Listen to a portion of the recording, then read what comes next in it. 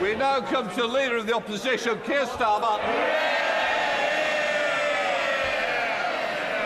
Mr Speaker, can I join the Prime Minister in paying tribute to the brave British personnel involved in the evacuation effort from Sudan?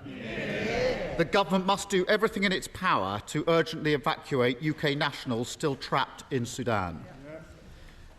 Mr Speaker, yesterday George Osborne said that the Tory party's handling of the economy makes them vandals. He's right, isn't he?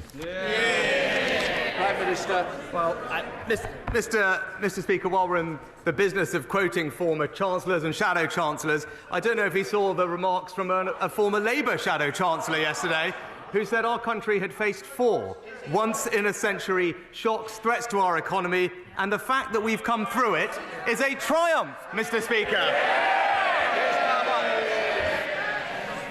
Well, that former Chancellor not only said there were a bunch of Tory vandals, he also said there was a self-induced financial crisis on the country. That's those vandals.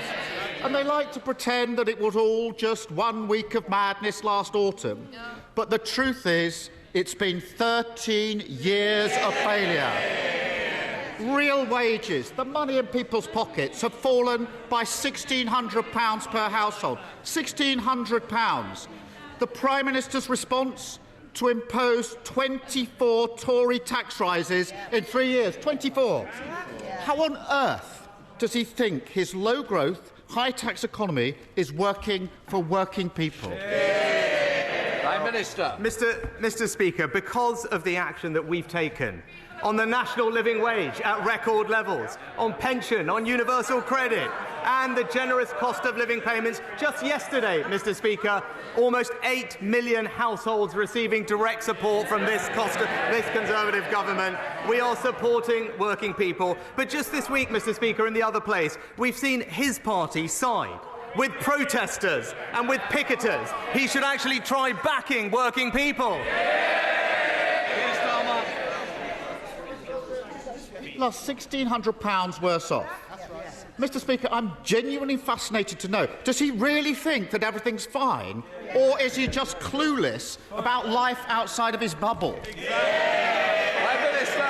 Mr Speaker, because of the actions that we have taken, well, let's just go over it. A single mother working full-time on the national living wage this year will get £1,300 more support from this government. A working couple on low income with 2 children will get £1,800, Mr Speaker.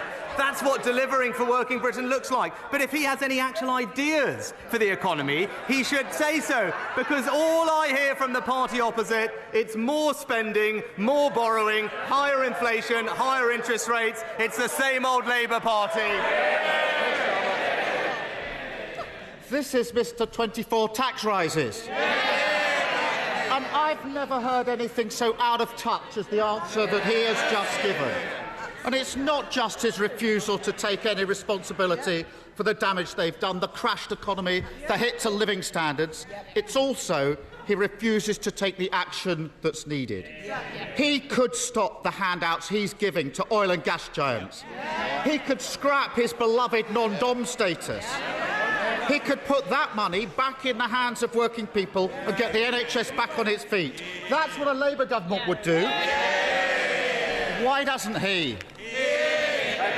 Mr Speaker, the record was clear. Look at it right now. Record numbers of people in work, Mr Speaker. Record numbers of people in work. Inequality lower. The number of people in poverty lower. Those in low pay, the lowest numbers on record, Mr Speaker. He talks about this non-dom thing. I think he's already spent the money that he claims he'd raised on 5 different things, Mr Speaker, because it's the same old Labour Party. They're always running out of other people's money. Mr Speaker. Order.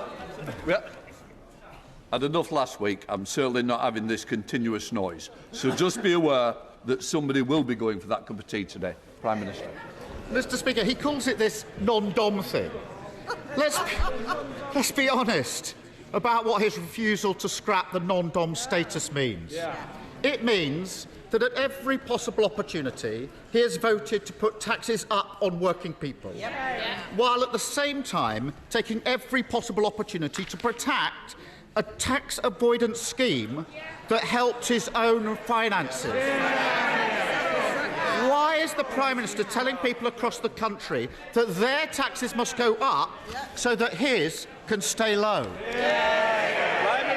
Mr. Speaker, the facts are these. The very wealthiest pay more tax and the poorest pay less tax today than under any year of the last Labour government, Mr. Speaker.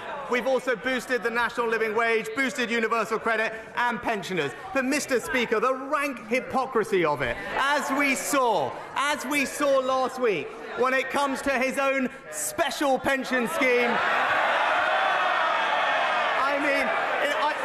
I said it last week, but I'll say it again. It's literally one law for him and a tax rise for everybody else. Mr. Speaker, here's the difference. I'd scrap his pension giveaway whether it affected me or not. He refuses to scrap the non-dom status that benefits him and his family. I can see why he's attracted to this non-dom thing.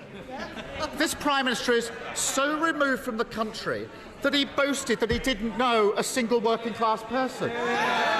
So insulated from reality that he proudly told a Tory garden party how he'd moved money from poorer areas and handed it to rich ones.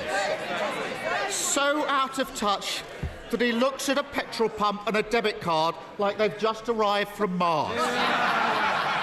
Is it any wonder that he smiles his way through the cost of living crisis while putting other people's taxes up? Is it any wonder he doesn't have a clue how food prices are hammering families across the country? And is it any wonder that under him people are paying more and more and getting less and less? Mr. Speaker, we'll just look at what's happened just in this week, Mr. Speaker, where the Labour Party have put themselves. On Monday, in the other place, they decided to side with extremist protesters. Just yesterday, they sided with polluters, Mr. Speaker.